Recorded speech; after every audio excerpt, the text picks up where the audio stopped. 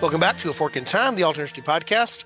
Don, we use the same analogy all the time. I need to get away from this analogy. The idea that we're in some type of magical time travel vehicle to do this. We do this through the magical vehicle of our mind. So we actually don't need somebody in the driver's seat. But I am going to be on the lead for the episode today, and I'm happy to be joined by a cast of I'm going to call them characters because they all have great personality.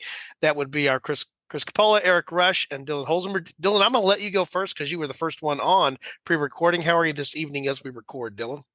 Doing good, Don. I just hope everybody else is ready to start their week. Me too. Eric, how are you this afternoon? I am very Evening? well done. Good to be here, as always. And Chris, you know what I'm going to say, so just do it. Hi, good people. All right, now we can officially start the episode. It's not a fork in time with Chris on the episode until that happens. That's when the clock officially starts. That's like Starship clearing the tower this week, or Boeing, finally getting off the ground 7 years after they were supposed to. But there, we won't go there. Although I know we're all sort of space geeks on this. I like the topic we have queued up for today, and I stumbled into it. I wasn't aware of it until I guess maybe a couple of months ago. We've already decided this is not one we can faithfully handle and cover all the places in one episode. So we've already made the decision we're going to divide this one up into two, and because we think that there may be a third one there before we're all said and done. I mean, this is us. This is what we do. And just so we're clear on this, I'm about to pass it over to Eric Rush to set us up here. Eric, we're going to kill a president. But yes. but you were not the party that's responsible for making this decision to do so. And I will say that in the past we've killed presidents who are already deceased, but in this case, Correct. we are the fork in time involves a former president who is still alive. And we'll just say to any Secret Service or their law enforcement who are listening, we wish former President Clinton good health and long life. Correct. We have just like we would any of our former presidents, we have no interest in harming any presidents or anybody else for that matter. However, we are going to discuss the as our alternate history the possibility of President Clinton having been assassinated in 1996. So we have now made our full official disclaimer to hopefully keep us all out of federal prison. Yes. And we can go forward. So Eric, I'm going to pass it over to you to sort of set us up. Yeah, I'm a big fan of that. I'm a big fan of not. We are a big fan of not going to jail. We are a big fan of not breaking laws. So and we assume that law enforcement is listening. Fair enough. Okay. Fair enough. All right, Eric, take us away on this one. Yeah. So in November of 1996, and this was a trip over November 23rd to November 24th, 1996. President Clinton visited Southeast Asia, and it was quite a tour. And it's kicked off with a visit to Manila in the Philippines. Now, in our time period, the Secret Service was monitoring the situation very astutely in Manila and caught wind of what appeared to be a concerning set of messages concerning, and I want to say they called a wedding cake that they overheard discussion of under a bridge. Well, I don't feel like you're going to serve wedding cake under a bridge. Not any wedding I've ever been to anyway. And so understandably, the Secret Service was concerned about a possible attempt on the life of President Clinton. And as it turns out, they were very right for doing so. The agent that was in charge of President Clinton's detail suggested they take an alternate route. The president agreed under the circumstances. They took an alternate route, and the president was safe. And from all accounts, it was a pretty successful visit to the Philippines, to Thailand, to other countries, visiting with dignitaries and heads of states from a number of different countries. But the investigation proved that the Secret Service was actually quite correct.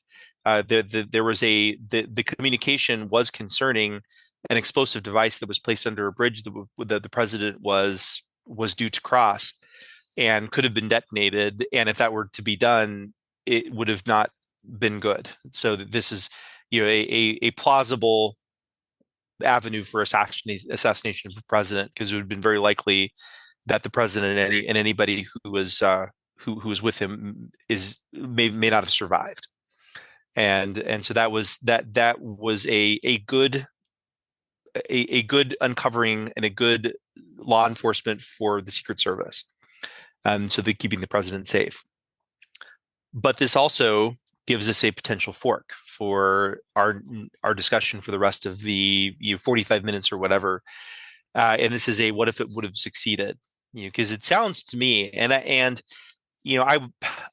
I don't actually remember this. I don't remember discussion of this. I mean, at the time I was 17 and I was pretty politically engaged for a 17-year-old, but I was still 17.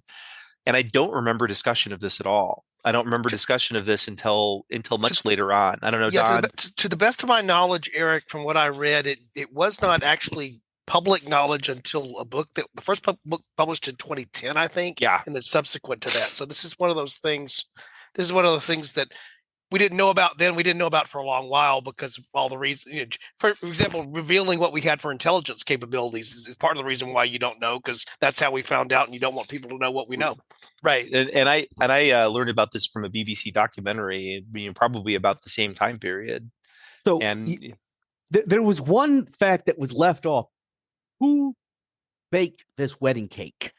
okay. So thank you, Chris, for teeing me up on that, because I neglected to mention that. So Because that also plays a part into why I think it even becomes known, because people are following some stuff back related to this. If it certain had been bakery successful, guild. people would have absolutely known. It was a terrorist group that was not particularly well known at the time, called Al Qaeda, and it was a head of that organization, who is infamous at this point, and had some level of infamy at this point because of the 1993 basement World Trade Center attack. But this is Osama bin Laden, and so he was clearly the brains behind this operation. And fortunately, it did not succeed. But had it succeeded, I think that Osama bin Laden and Al Qaeda would have been even more of a household name 5 years earlier than it actually was. Yeah. So And thank the you other for thing, just prompting me, Chris. yeah, and the other thing just to note here is we had to make a sort of a judgment call, an editorial call on who also dies along with the president because it's a bomb attack on a bridge. So it's an attack on the motorcade, which means it's not a attempted, by a sniper. It's not a rifle thing, although others could die in that type of attack as well. So one of the things they found was like a van with AK-47s in it. So there was a backup plan that was ready to go there as well. But we're making the assumption here we could have chosen to have both the president and the first lady, depending on when this would have been executed, because she was there for part of the trip, but then had separate itineraries and then left, or whether it was not involving her. And we've made the choice to not include her, but understand we could have made the choice to include her as as someone who was killed in the assassination here. So just want to get that out there. We made that choice because of we had to make a choice about what was the extent. I think it's a fair thing to assume that it would not have just been the president. Other Americans, Secret Service, others would have died. So this is going to be a mass casualty event that happens to include the president of the United States on foreign soil, which is the other unique aspect of an assassination here. No American president has been killed on foreign soil up until this theoretical hypothetical. Right. No, that's a good point to make. And the departure that we make specifically, or the date that we are choosing, is Sunday, November 24th, 1996. And the reason for that is because on the 23rd, the president and Mrs. Clinton landed in the airport together, and they arrived at the Manila hotel together. And so if there had been an attack that evening, it would have been likely that Mrs. Clinton would have been killed too. But they had separate itineraries on the 24th. And Mrs. Clinton actually left for Thailand at noon that day. And so there was ample opportunity for the president to have been apart from Mrs. Clinton and for her to remain safe, but the president and a number of people that were traveling with him. So it was quite an entourage. So it was Secretary Christopher, Secretary Cantor, Secretary Glickman were all with the president at that time. So it was quite a group, and maybe that was one of the reasons why it was such of interest to terrorist groups, is the possibility of um, of a mass casualty event of multiple U.S. politicians passing away. Okay. So I think Eric, I think you did a great job there of setting up the historical what did, where our fork is going to be. And the discussion that we had off podcast is this thing obviously has implications all over the place. And maybe the simplest way to break it down is how we go forward, because I think otherwise we'd be bouncing back and forth between those things. And each of them, I think, deserve a full exploration. Yes. This is going to have impact on U.S. domestic politics, no doubt, which obviously always plays towards international relations, foreign relations.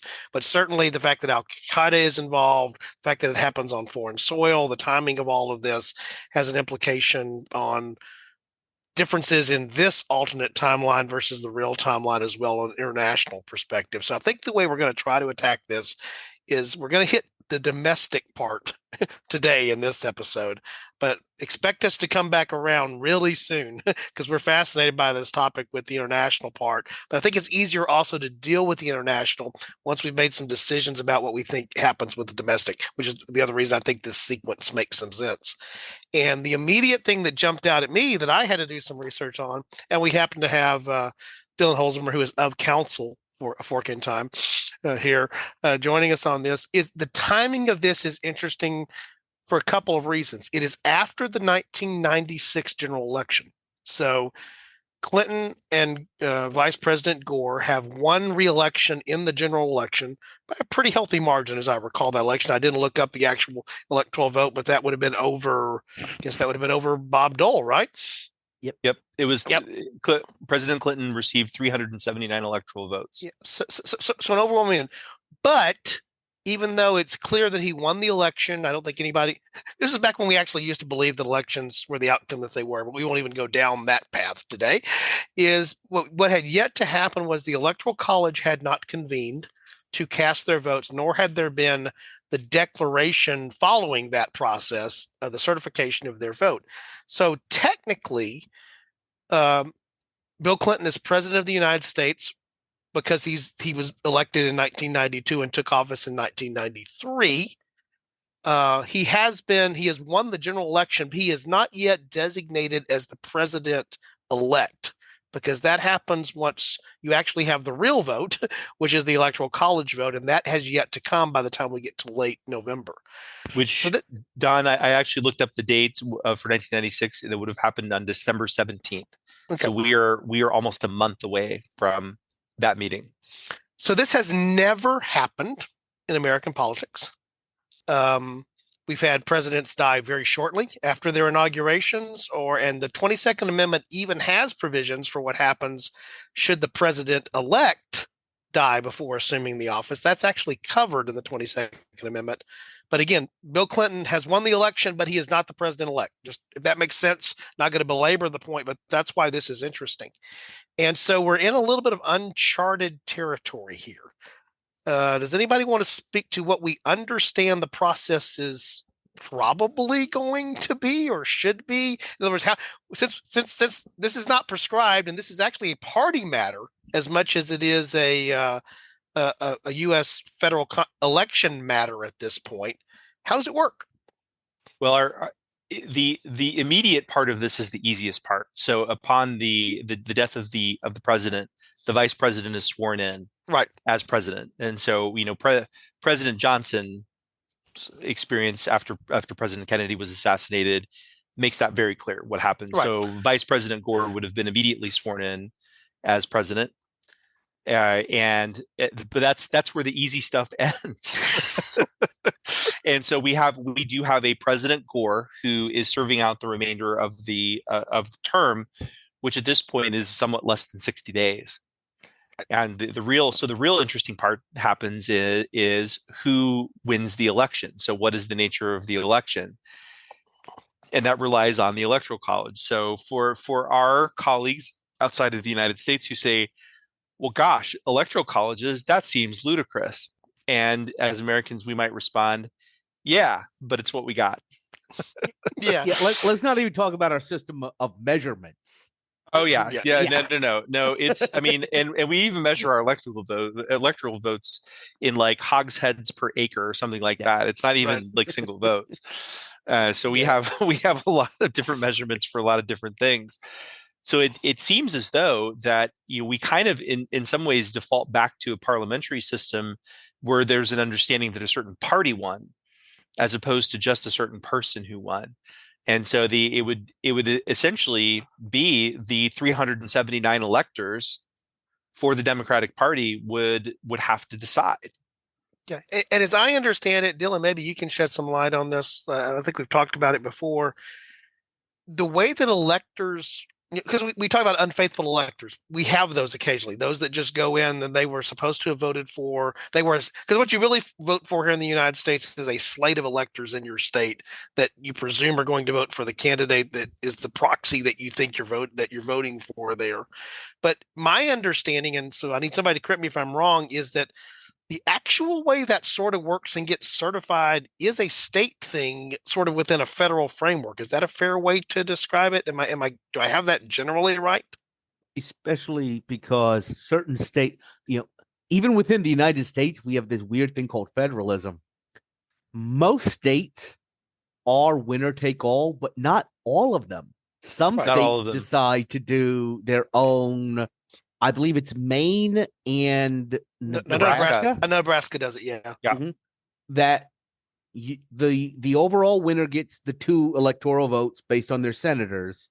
Yep. And at least in Maine, it's the winner of the vote within the congressional districts. And I it's think Nebraska's the same thing. It was the same thing. So I actually when the first time that happened was in the 2008 election for Obama. I actually lived in Omaha at that point, and that was the first time that there had been a splitting of the vote. It's happened other times since then, but that was the first time it had splitted, because that even though 4 of Nebraska's 5 electoral votes went for McCain, that one just for the second congressional district, which essentially is just Omaha and some suburbs, went for Obama.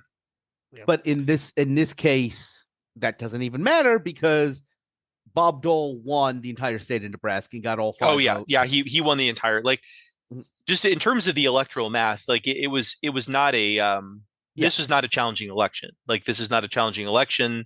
Clinton won decidedly. Senator Dole acknowledged this. He gave a concession speech. It was a very normal election. In our own timeline later on, President Clinton gave Senator Dole the Presidential Medal of Freedom. It's the way we used to do business in the United States. This was kind of the last of those elections, though, if you really think about it. Yeah, because of what happens in 2000, Mhm. suddenly we move into that other alternate realm. So I think I'm probably not going too far out on the limb here with the risk of it breaking off here, but I think we probably do all agree that however the mechanism would work, and it would be a little bit different from state to state, whether, what has to be done to get those electors to where they are. But essentially, in some cases, my understanding, the electors are sort of bound. In some cases, they're expected to, but they're sort of free agents. But I think at the end of the day, they can sort of go do what they want to once they're an elector, and then somebody has to come back and challenge what's there as a rule of thumb. But I think generally speaking, we all would agree, especially since now President Gore has assumed the presidency and he was going to be the vice president elect. There's probably little or no doubt that he is going to become the president elect. Is there any reason we think somebody's really going to do something weird here and try to upend that? No, and that's why I was Yes. looking at polls for the time. So Vice President Gore had an approval rating of 61% around this time. So he was a well-regarded vice president. I mean, just think about what happened to Johnson in 1963-64. He would have gotten even a bump from there, sort of a rally around the flag bump after that assassination. So I would assume that he would go into the presidency in November of 96 with probably an approval rating somewhere above 75%. And so I don't think there's any way anybody is going to not declare him the president-elect when the Electoral College meets. The real question is what becomes of the vice presidency?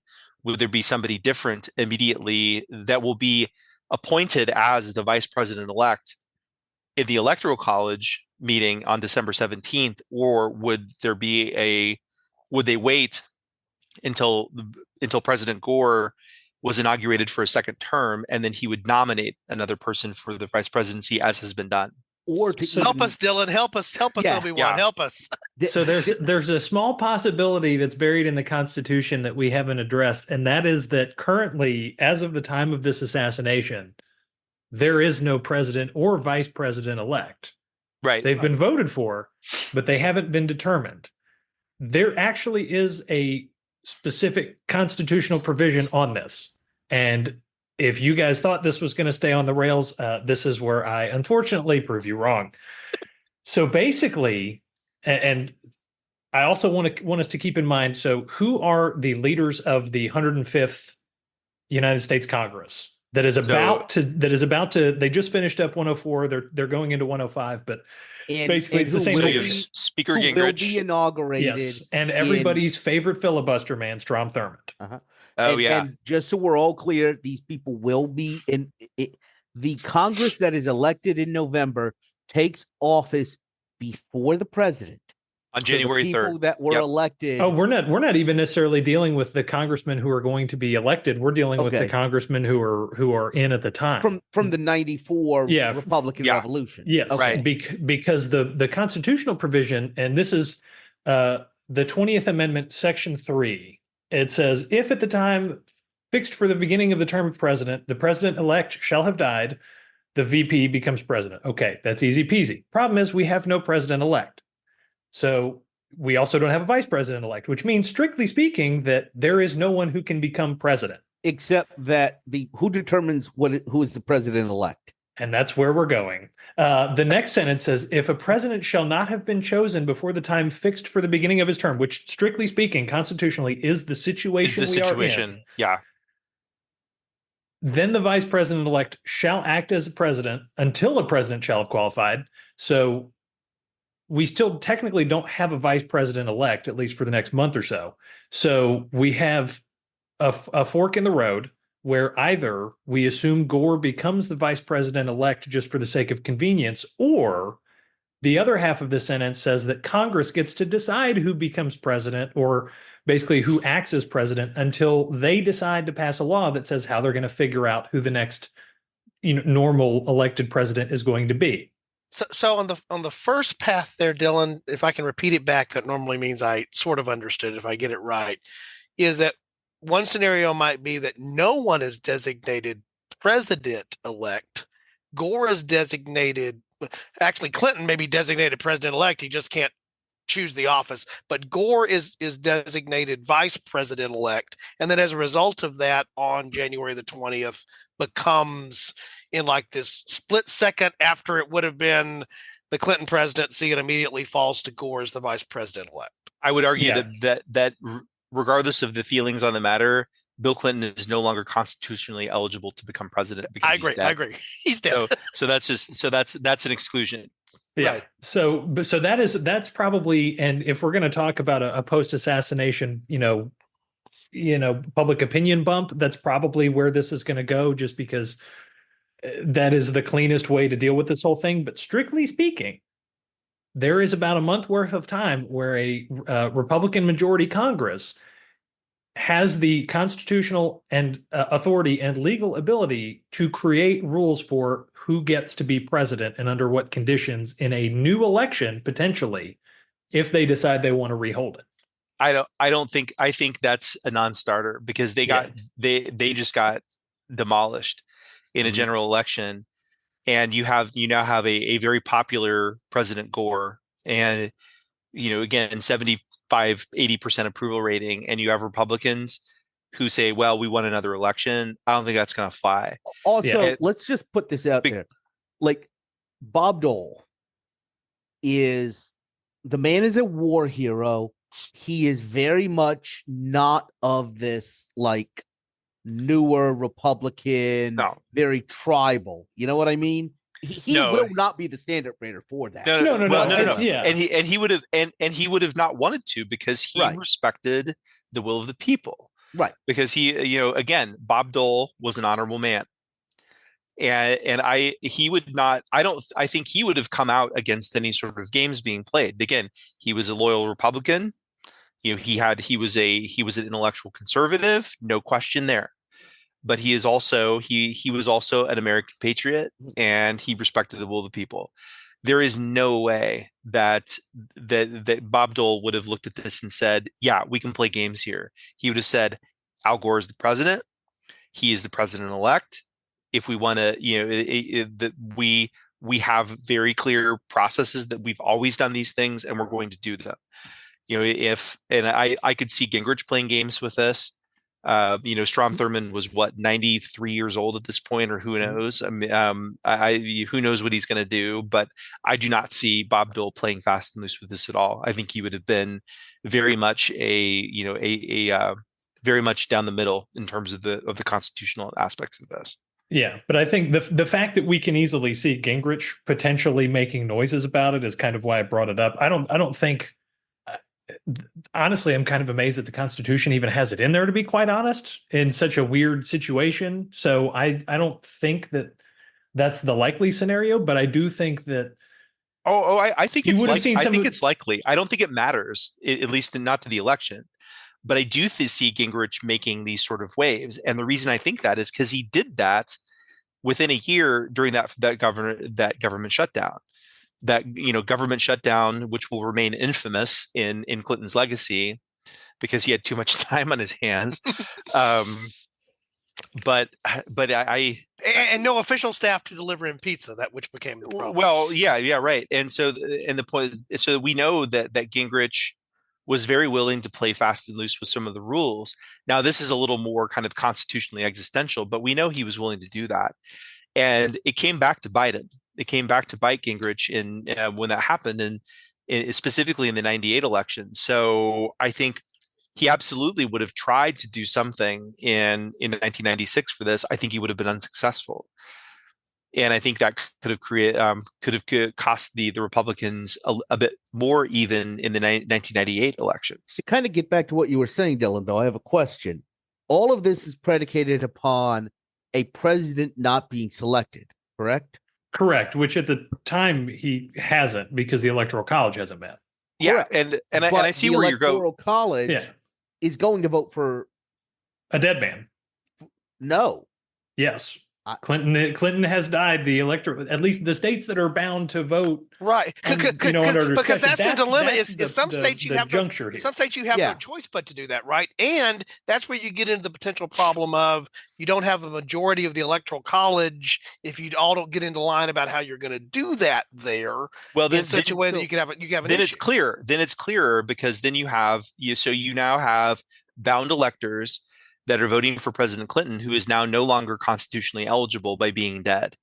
And you have Vice President Gore, who is now President Gore, who is the Vice President elect. And so then if he's selected then as Vice President elect, it becomes much more constitutionally clear because then he just becomes President elect, right? Correct. The crux of the question is the one thing that the Constitution doesn't say is in the event that the president dies before the electors have certified, does the VP automatically slot up, or do we have to do a John Tyler where everybody just kind of goes along with whatever the big man says? I think it's a two-step process. I think you have a vote, and I think you'll have some people that are bound to vote for President Clinton. I think you have some people that are not bound to vote for President Clinton that are Democratic electors that vote for Gore, or everybody just gets together and say we're all voting for President Clinton because that's what we had agreed on,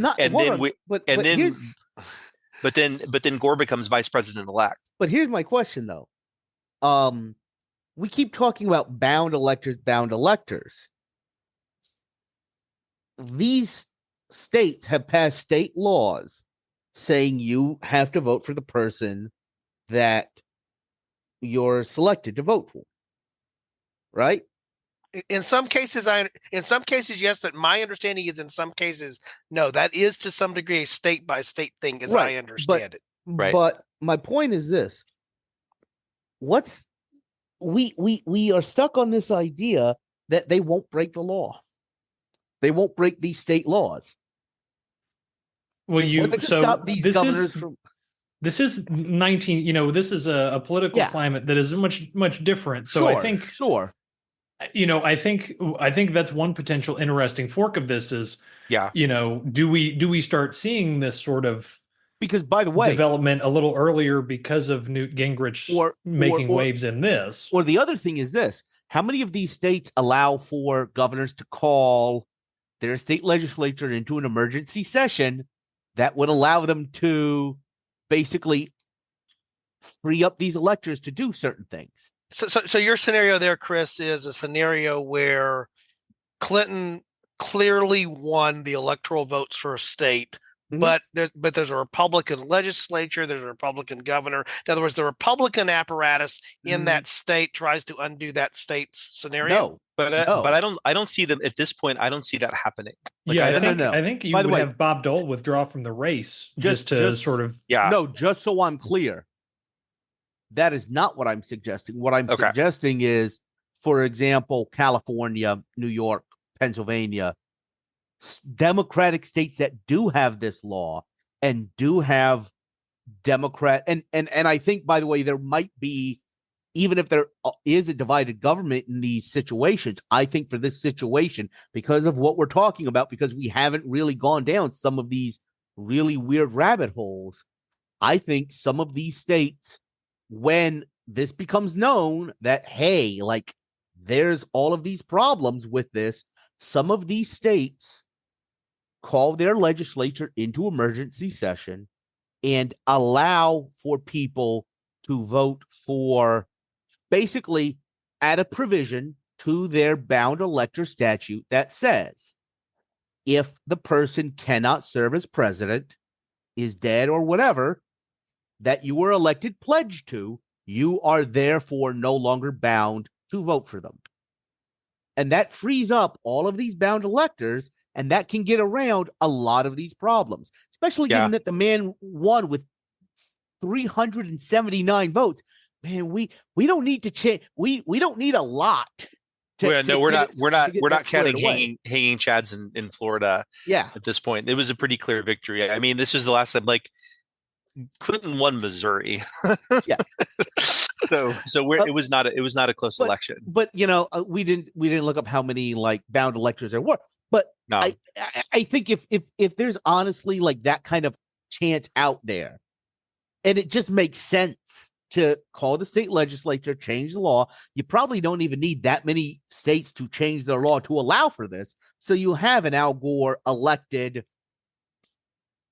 selected as president-elect in December because enough states basically change a loophole in their bound electoral. I think your point is, Chris, you get to the same end result. The question is how you get there and what that means. Yeah. But what it does create, there's two things that I would say to that.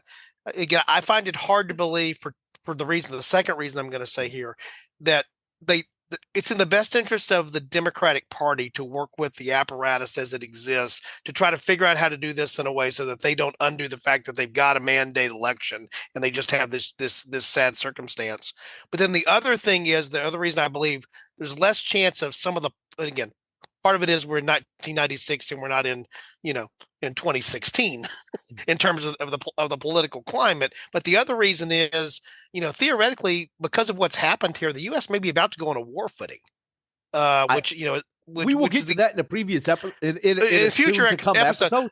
But there's no doubt.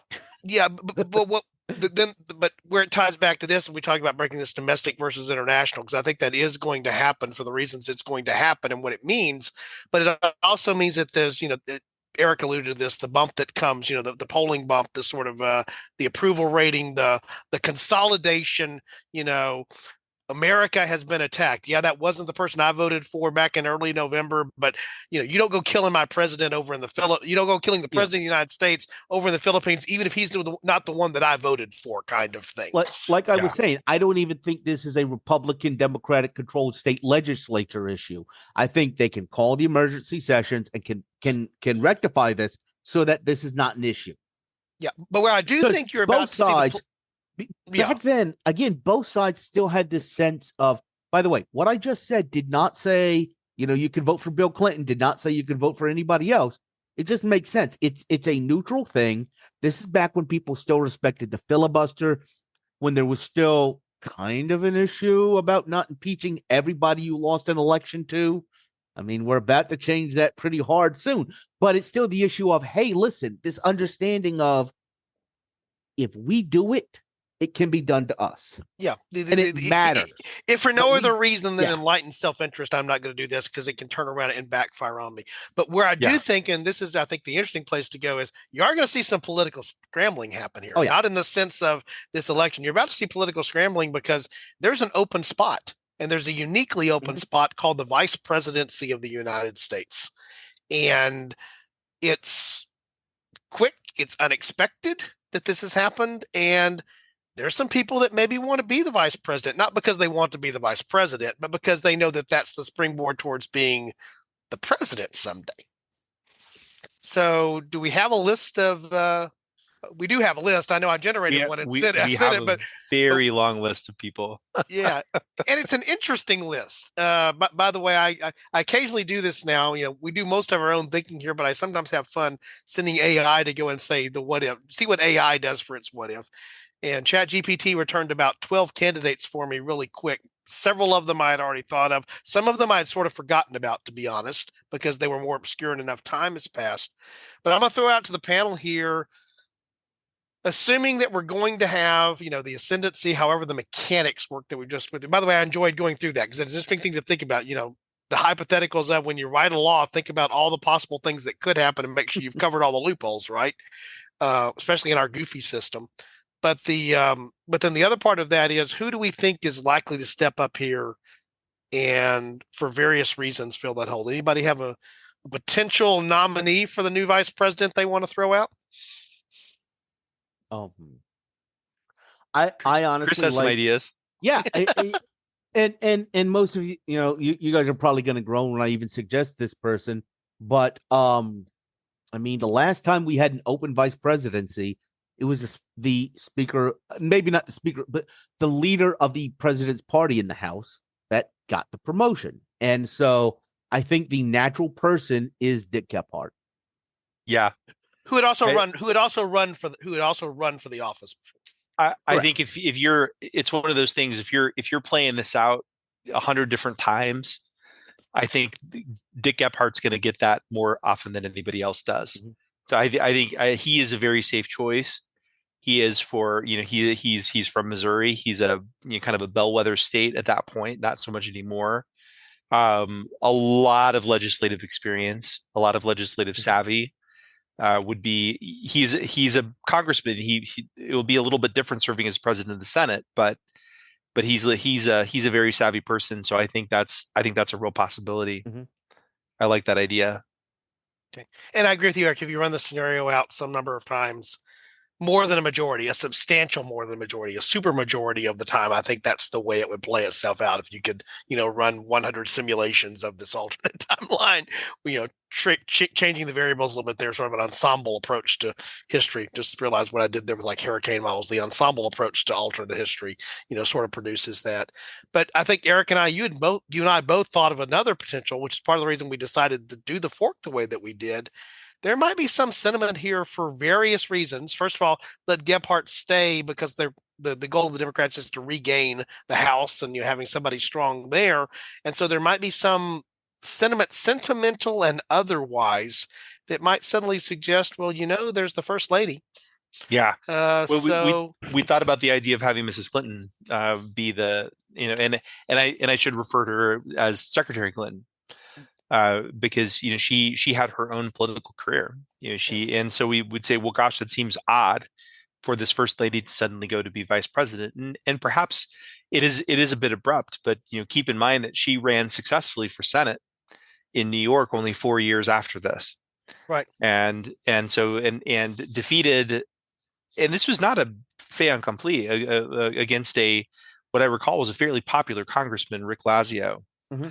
And so this is not a foregone conclusion that she was going to win, but she was successful, and she served in the United States Senate and from 2001, which is interesting because there were 17 days where she was the junior senator from New York while her husband was still president. So that's actually kind of cool. But anyway, so she served in there until she served in the Obama administration. Yeah. And I'm just going to read through other names here that came up and what was there, and you guys can throw in additional ones here. But some of the ones that some of the usual suspects because of other electoral situations. So that you bring Joe Lieberman up, 4 years earlier here versus being Gore's running mate in 2000. John Kerry, Tom Daschle, Bill Bradley, Janet Reno was an interesting thing that I saw pop up on the list when I asked. Not immediately jumping to mind, but I understand where that can come from because of her role in the first Clinton administration. I actually think Janet Reno might be kind of a tough sell just because on the domestic policy front, you've got, at this point, she has 3 different domestic terrorist bombings that she has arguably unsuccessfully dealt with to a certain extent. So, Clinton obviously clearly wanted to keep her on, but if Clinton's not in the picture, she may actually not be the attorney general for the back half in the Gore administration, right? But that brings up an interesting counter because if compared to her, you might have somebody like Bob Granby in the vice presidency because he brings foreign policy expertise as the head of the Senate Intelligence Committee, which you're probably going to need after somebody in Indonesia kills your president. That's probably was about true. To point out that we're going to want a foreign and policy. Because Gore was primarily focused on more internal policy stuff, so he needed somebody to kind of even him out. And again, that would be interesting. And I look at this. Janet Reno become a bit of a punchline by this point. I think about. So when I think about Janet Reno, and this is me growing up in the 80s and 90s. I think about the Will Ferrell as Janet Reno's dance party where they were always dancing to My Sharona. I don't know. For anybody who's in their late 30s and 40s and beyond will remember that. And it was funny, but I have to say it actually did it. Janet Reno was a keen legal mind, and whether you agreed with her or didn't agree with her, she was a keen legal mind, and they kind of downplayed this, but so she become a little bit of a punchline. But I don't think she would be considered for vice presidency. Yeah, the other side of this is, remember, I mean, you mentioned in your setup, the first World Trade Center bombing has already occurred, and from a law enforcement perspective, that was a loose end that had not been tied up. They got us Centennial Park bombing still outgoing too in '96. They haven't caught him yet. Yeah. Yep. You let this happen, and I mean, we all remember the finger pointing after 9/11 of where we still don't have the embassy bombings in Africa, which we'll get to in that other episode. We haven't had the USS Cole. You don't have all of these things that, basically the Clinton administration got raked over the coals for not putting these dots together. Well, you didn't connect the first World Trade Center in time to save your boss's life. So I don't know that Janet Reno really, but I do think, I mean, it's somebody with the national security chops, basically. Yeah. So I think we got Dick Gephardt or Bob Graham. Okay. So the interesting thing to me, and I think we've agreed probably it's Gephardt under a lot of these scenarios. So we may default back to that in terms of when we talk moving forward, because we have to talk about this Gore administration here at some point. That's where this is eventually going to go. It's probably going to be a 3-episode arc before it's all said and done. And I am okay with that because it's a fun little place that we don't get to explore often. But how public is I guess my question is this: how public is this scramble for the vice presidency slot versus how much is it behind closed doors? Sort of, we want to put on a unity front as a party kind of thing. How does this play? Let's say I'll just use the example we talked about. Let's say it's Gephardt and Graham. So those are the 2 leading candidates. Now, how are we going to decide which one of these 2? What in the world does this look like? I think it happens behind closed doors. I think it happens behind closed doors. A visible party struggle helps nobody. For this case, keep in mind, Secretary of State Warren Christopher was stepping down. We knew he was stepping, or maybe gives me an idea. We knew he was stepping down. So that could be part of the deal, and you have Gephardt take the VP, and maybe Graham be the new Secretary of State. Exactly, that's exactly what I'm thinking. So everybody, both of these guys get a soft landing. and potentially get a launching. Either one could launch a campaign. So again, keep in mind, Hillary Clinton launched her 2016 campaign partly based on the strength of her service as Secretary of State. I don't know that Warren Christopher wants to be president, but or I'm sorry, not Warren Christopher. I don't know that any of these guys want to be president. They probably do. Definitely Gephardt did, and probably Graham did too. But it would launch the potential for them to do that. Yeah, I think that is a very plausible outcome here, and I agree. I threw it out there as a question, but I agree. This is the type of thing that is not. It's a unified front. It's not debated in public per se. It's explained to the public. It's justified in public. But I could easily see the Gephardt. The party has decided that Gephardt's going to be the new VP.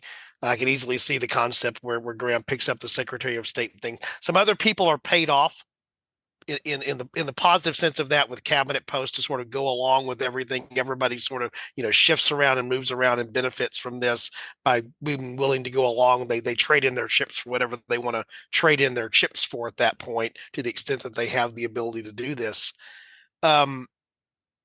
So again, my take, if you guys disagree, say this. My take is, it's a pretty disruptive thing to have a presidential assassination, to get on foreign soil, which is a whole other thing that I think we'll launch off into the internet when we do the international episode on this.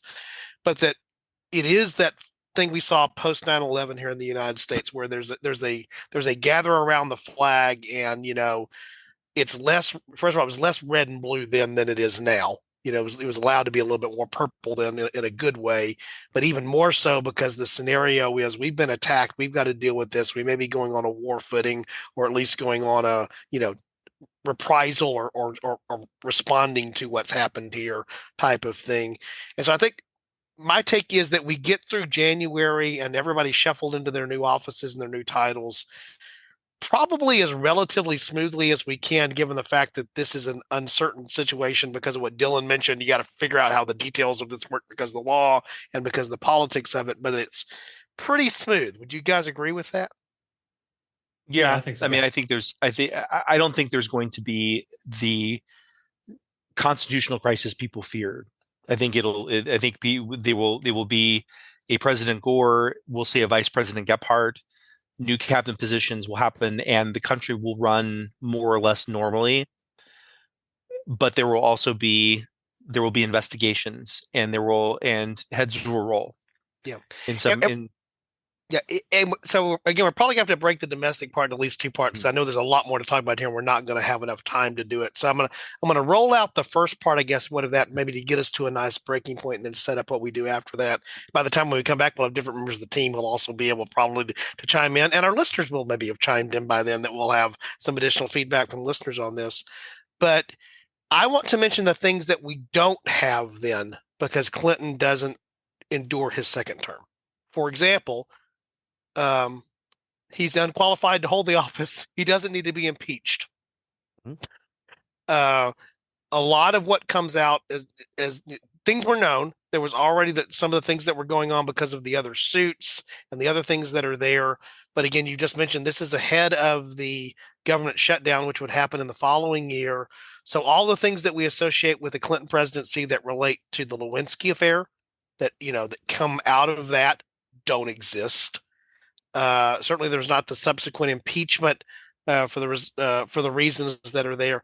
There's a lot of the things that I guess are what I would consider to be historically thought of as being the more negative aspects of a Clinton presidency that are foregone here, right?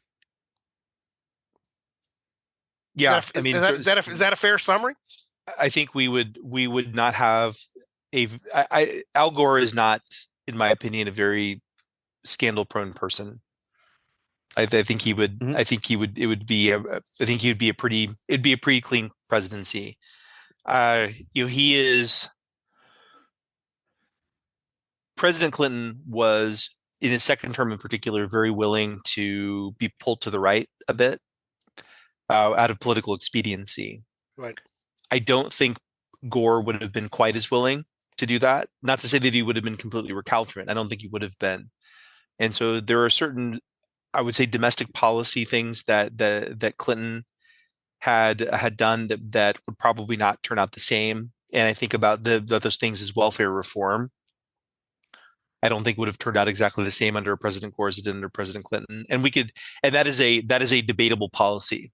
I mean, what that happened, there was some, and this was just me editorializing. There were some parts of that probably did need to happen, but there were some parts of that probably were net negatives.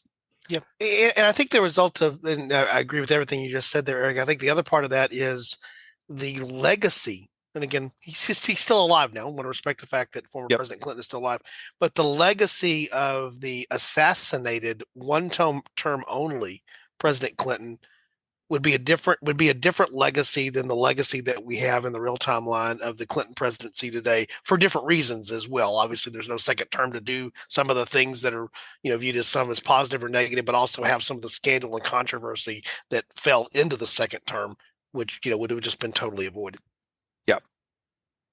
Yeah. Where I want to go in the next domestic episode is we're going to pick up with, okay, what does it mean to have President Gore in 1997? Because to your point there, Eric, I think I think they worked well as a combination of president and vice president during the period from 93 to, in this case, it would have been late 96. Al Gore and Bill Clinton are not the same political animal.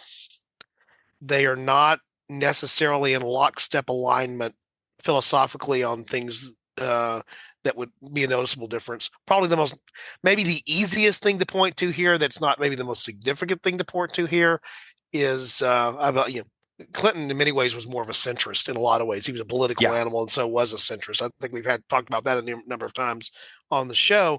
But also, Gore, the one thing Gore is probably known for more than anything else is his stand on ecological issues, positions like global warming, where Clinton did not hold the same. I'm not saying he didn't hold the same position, but he didn't hold the same fervor about it that Al Gore did, I think is a fair way to describe it. And that, I think, is an interesting thing to think what that would have meant with a 1997 U.S. president that is much more forward leaning on that topic than, we don't end up with him making the world's biggest PowerPoint into a movie scenario. And I don't mean that in a derogatory way. That that presentation, the idea of an inconvenient truth. He has the bully pulpit of the White House to preach the inconvenient truth from. And at the end of the day, he's a technocrat. I mean, yes, he's a bit more progressive than Clinton, but he's center left. I mean, he is, Al Gore is not far left. He's center left. He's a technocrat, whereas Bill Clinton is much more sort of in real politic mode. So it would be different, but we'll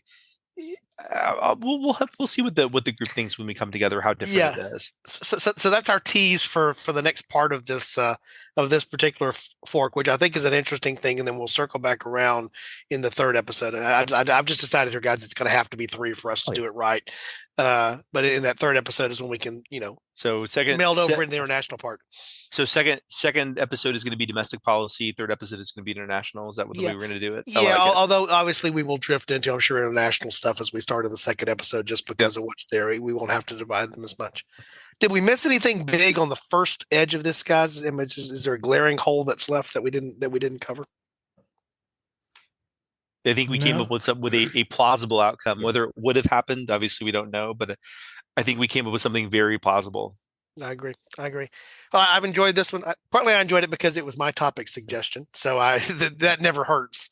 Although I like it when I don't have to be the one that comes up with topics, but also I think it's a good exploration, and we will circle back around to it, probably with a little bit of gap between episodes before we do it, but it will not be too long before we get back around to it, so there's continuity. But I want to get the rest of the team in here. So any other thoughts, guys, before I close this out here? I do just want to point out that since we're removing Bill Clinton's second term, that removes my favorite sort of soul review bar band name that I've ever come up with, which is Saxophone Bill and the Impeachments.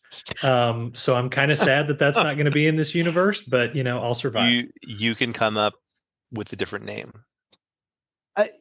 Al Gore, The Inconvenient Truths. I was going to say Al Gore, The Inconvenient Truths. Just keep in mind, he is still remembered. He did go on Arsenio Hall with the saxophone in the 92 election. Yeah, But he but wasn't the impeached. impeachment part is what really gets it going. And really, I mean, the issue is just the backup band at this point. You just need a different name for the backup band. That's true. But after at that first term, what would it be? Um, The Well, Unabomers? Probably not. Yeah, oh no, I don't know about that. That's the emo cover band. uh, just the Inhalers. Oh, the inhaler. You mean Chris, the non-inhalers? I'm not yes, judging either one or whatever. I mean, but just people, if maybe we release this as just be visual of like everybody's face when that came out. Like it's just so perfect. It's great. Yeah. Well, and if President Clinton is a listener and would like to come in and correct anything, we would extend the invitation to you and to any former presidents that are willing to, they're interested in coming on the show. Happy to have There you. you go. There you go, Eric. I think that's a standing invitation that any former sitting U.S. president, any former president's welcome to come on the show. Yeah, and we will even give them free reign to talk. Well, no, well, I may have to put a qualification on that, but we're not going to go there today. I may have to put a qualification on that, but we're not going to go there. All right, guys. As always, this was fun. And even though, unfortunately, it ended in the U.S. president, it wasn't in our hands. It was the evil Al Qaeda. So there you go. All right, I'm going to sign us off here as we always do, suggesting that if you're a listener, we invite you to visit our website www.aforkintimepodcast.com. Obviously our Discord channel, all the other ways that you can interact with the show. I do want to mention that I have finally managed to get it up there. It's still being tweaked, but now there is a full index list of past episodes. It's a little bit easier to go down and find by the release date, find what the topic was. We know what the episode was about from the topic, but or the title, but our titles can sometimes be a little cryptic about what the actual episode is. So it includes a little brief blurb there and also the year of the split. Interestingly enough, as we sit here right now, 1611 is the average year of when we have a fork, and the median's a little bit further in time. Somebody on our Discord channel pointed out, imagine that. 1611, basically the Elizabethan Jacobean, period of English history. Who would have thought that would be our average, given who one of the founders of the podcast is, who's not on this particular episode, but has an affinity for that particular part of the world. All right. So if you come across a fork in time, our suggestion here from the Fork in Time team is that you take it. Thanks for joining us.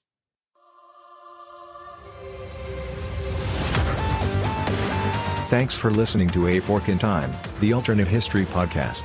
Learn more and provide feedback by visiting our website at www.aforkintimepodcast.com. Connect to us on Facebook at facebook.com/aforkintime or follow us on Twitter at AFIT Podcast. If you want to support the show financially, visit our Patreon page at patreon.com/aforkintime. We hope you will join us next time.